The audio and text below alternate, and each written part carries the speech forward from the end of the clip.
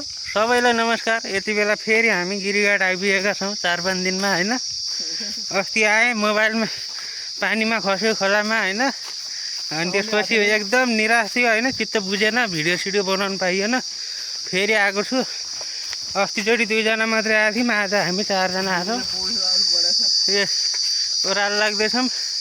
त्यसपछि अनि अस्ति त्यत्तिकै आएको थियौँ खाली, आज पुरा प्याक गरेर आएको छौँ। घरमा बत्ती चल्दैन, मोटर चल्दैन हैन, बत्तीको अभाव छ हाम्रो कर्णाली प्रदेशतिर।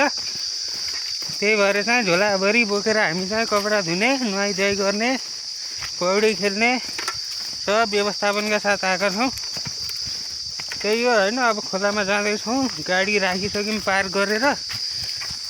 अझै धेरै टाढा जानु छ हिँड्दै। तपाईँहरू अन्तिमसम्म भिडियो हेर्नु होला।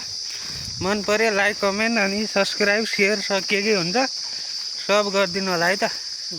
ल फाइनली गाइज हामी चाहिँ खोलामा आइपुगेका छौँ र खोलामा हामी कपडा धुन लागिरहेका छौँ। दाइहरू नुहाउँदै हुनुहुन्छ, भाइ नुहाउँदैछन् हैन। अनि म पनि कपडा धुँदैछु। गर्मी छ, एकदम गर्मी छ हैन।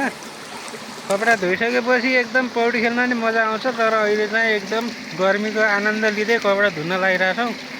आज होलिडे पनि रहेछ हैन। मान्छेहरूको भिड एकदम छ है। पछाडि पनि देख्न सक्नुहुन्छ, अगाडि पनि धेरैजना गइसक्नु भएको छ। त्यस्तै छ, कपडा धोएर भ्याम छिटो। र भाइ चाहिँ एकदम इन्जोय भइरह। चन्द्र सरको यहाँ बिजोग भइरह, हरिबिजोग। मैले धोएर उ त्यहाँ सुकाएको छु, आधा यहाँ सुकाएको छु, अब थोरै बाँकी छ। अनि त्यसपछि ऊ त्यहाँ कोक चिसो हुँदैछ, डिउ चिसो हुँदैछ, कोक चिसो हुँदैछ। चन्द्र सर आत्तिसक्नु भएको।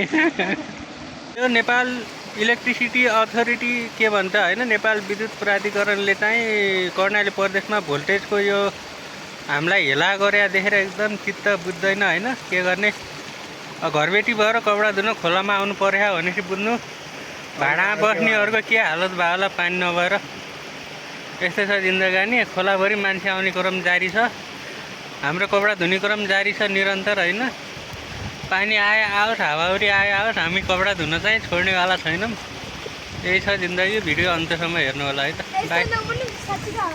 फाइनल्ली हामी चाहिँ कपडा धोएर भ्याएर मस्तसँग बसिरहेका छौँ तालमा हैन। तालमा अब कपडा पछाडि देख्न सक्नुहुन्छ, सब कपडा धोएर भ्याइयो। अब एकछिन कोक खाएर अलि ठुलो तालमा जाँदैछौँ हामी। एकछिन रिफ्रेसमेन्ट कस्तो लागिरहेछ हेर्नु होला।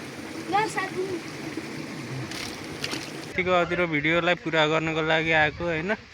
अस्तिको भन्दा आज चाहिँ अलि रमाइलो लाग्यो खेल्नलाई। अस्ति फर्स्ट टाइम भएर डर लागिरहेको थियो, आज चाहिँ माथिल्लै छेउ पुगेर आएँ हैन। अब चाहिँ फेरि जाँदैछु। अब त्यही हो हैन, रमाइलो छ। मान्छेहरू आउने जाने भइरहेको छ। तपाईँहरू पनि एकचोटि आउनु होला। यो गर्मीको हैन खेल्नलाई एकदम आनन्द छ, रमणीय वातावरण, सुनसान हैन, एकदम रमाइलो छ। फाइनल्ली आजको हाम्रो पौडी खेल्ने कार्यक्रम पनि सकिसकेको छ।